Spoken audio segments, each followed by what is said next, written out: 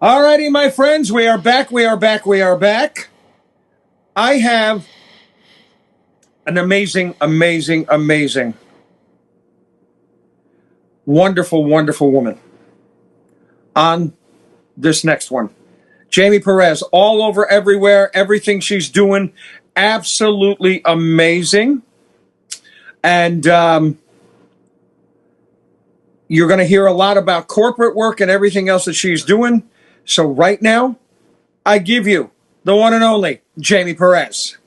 Hello, everybody. Thank you for being here. Thank you, Sean. Thank you, John. They've already prefaced it for me, so I'm going to just kind of jump right into it. I have been doing corporates pretty much around the world for a while now, and I think a lot of people haven't really understood what that entails, especially when they take you for a while. The longest I've done is a 2-week corporate event.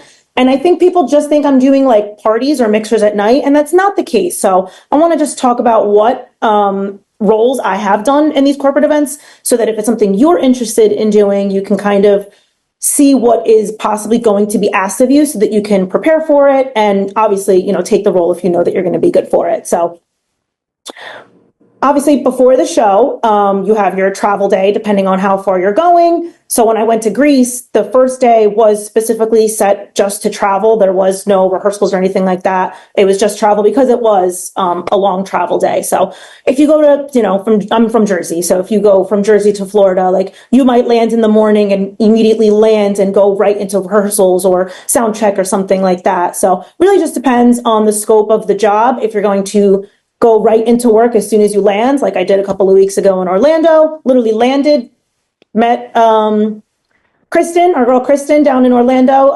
Her team dropped off a controller for me, and I literally didn't even check into my room yet. So went right into the rehearsals and meeting the team.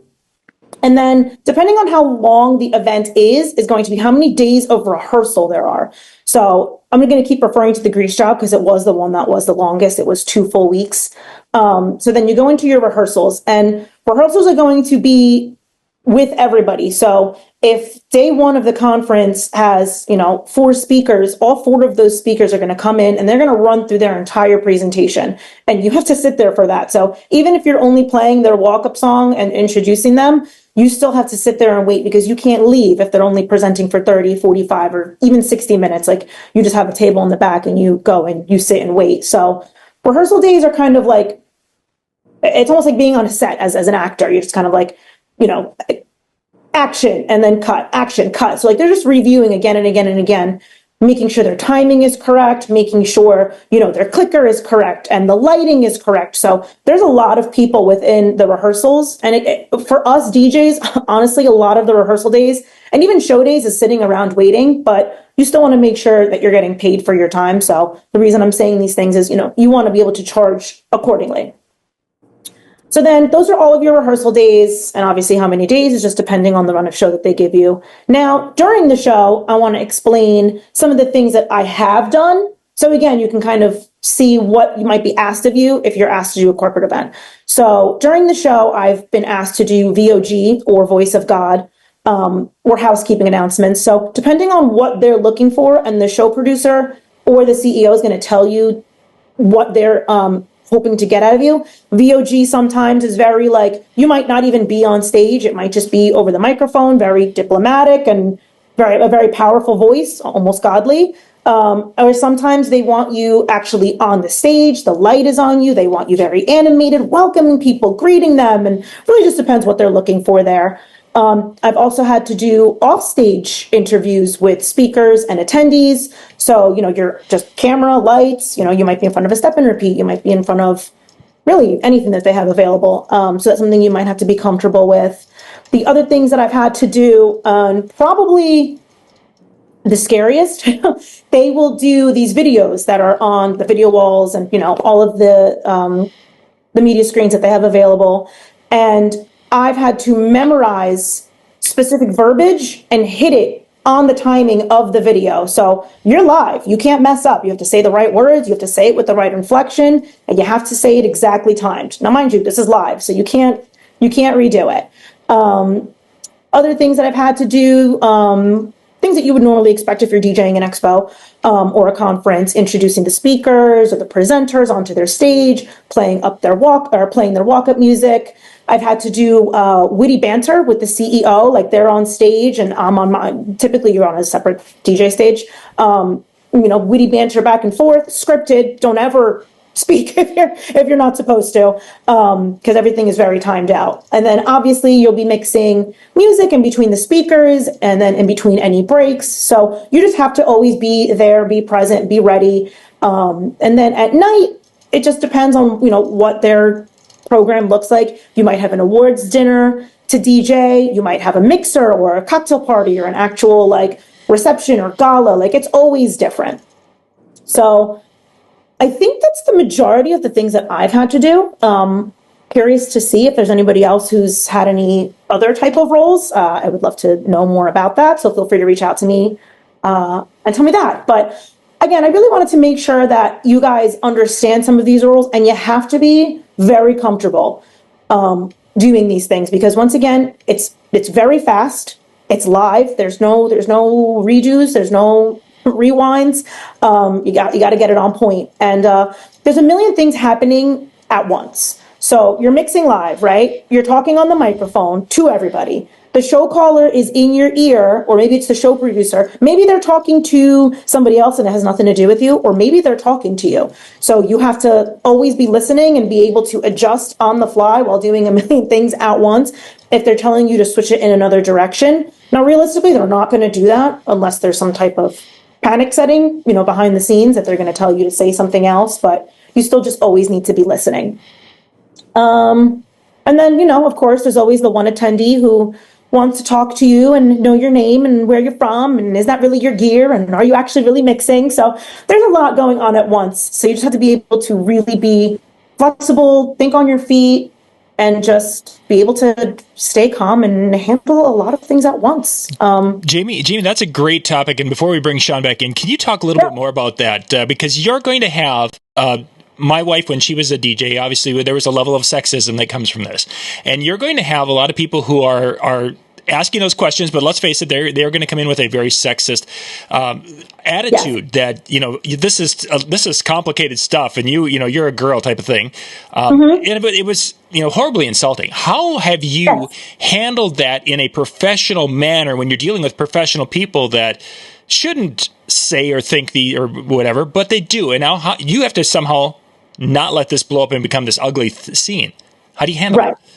So it's funny because you picked up on that because your wife has experienced it, where obviously this is a male-dominated industry, probably mostly men listening, where they might be like, what does she mean by that? So I think it's very funny that you picked up on it and then you said that, because it's very rare for a dude to walk up to another man and be like, is that really your equipment? Are you actually really playing? Like, those are only things that are ever said to females. So I'm sure my female friends are always like, they're in the background like, yeah, girl, we know. But it really depends on how they say it. I mean, if they come off very condescending, I'm pretty witty. So it would really just depend on how they came across it. Always just try to be diplomatic. I try to, what do you say, kill them with kindness type of thing. Just a quick, would you have asked a man that? And then they're like, what? They're like, nah, I didn't think so. Or even just make a joke. Like, nah, it's not mine. No, I'm faking it. No, it's my first time. Like, and then just kind of let your skill set speak for itself. And then they'll come back and, I've gotten people come back and apologize to me when they've said stuff like that. I've had people come over and look over and see that, like, I'm actually, you're actually really doing that. I'm like, well, do you think I'm up here faking it? Precisely, yeah. Who's got the time for that? I've had people go back and like exchange money because they were obviously making a bet if I was faking it or not. I've been fired because they found out I was a woman, and I've been told, this only happened once. I was told females are not capable of being DJs. So I had to, thank God I'm in a multi-op. Yeah. So we had to switch DJs week of. I ended up on a much harder party with a lot more production and a lot bigger of a setup, but it is what it is. You just got to have tough skin, deal with it. And then I think that's, and Sean's back here for it. But yeah, I think that's probably the most difficult, because at that time I was the only male DJ on staff. We had my wife and we had two other female entertainers at that time. And it was tough. And the thick skin is great, but eventually, even that, you eventually, it's like, why am I always having to, pound my head against the wall here with this, with what's going on? So kudos for you for keeping your self in the game that way with the positive mental side of it. Thank you. I try. Jaymie, outstanding. I have one favor. Yeah. I want to hear your voice of God. I mean, come on. You were talking about making his voice of God announcement there, Jaymie. And it's like, I don't know. I'll be really honest. The corporates that I've done, once I guess because I'm a boisterous personality, they've never had me do like the ladies and gentlemen, welcome and blah, blah, blah. Like they don't really want me to do that. They want me on the stage with the lights, more of myself, like really welcoming people into the room the way that I would for like a wedding. So I really don't. Gotcha. I mean, it's really few and far in between that I've ever had to be very serious and project my voice and be very like slow and everything like that. But really, that is what I do. Just make my voice a little bit deeper, very clear, concise, to the point. But you gotta ask them what they want. Now, again, outstanding. For those of you out there, Jaymie, let them know how they can get a hold of you. Yeah, Graham, whatever. You can reach out to me on Instagram. It's my name's right there, Jaymie_Perez, JAYMIE_Perez. You can email me, JaymiePerezInfo@gmail.com, and you can also check out my website so you can kind of see a little bit more about what I do, and that's JaymiePerez.com. Awesome. My friends, outstanding again. Jaymie, thank you so very much. And are you loving what you're doing with all of this, with the corporate stuff? Are you liking the travel? Are you liking the... Yeah, no, I'm loving it. And I think my favorite part is that I can do so many different things. It doesn't get monotonous. I'm not always doing corporates and expos. I'm not always doing weddings. I'm not always doing mitzvahs. Maybe I'm the MC. Maybe I'm the DJ. Maybe I'm the event planner on it. Like, it's always something different. And I think that keeps me fresh on my feet and always learning more. I love that. Awesome. Again, thank you so much, Jaymie. Appreciate night one. You rock, my darling. Love you. Great night. Thank you. My friends, Yeah, thanks, Jaymie Jaymie. Perez.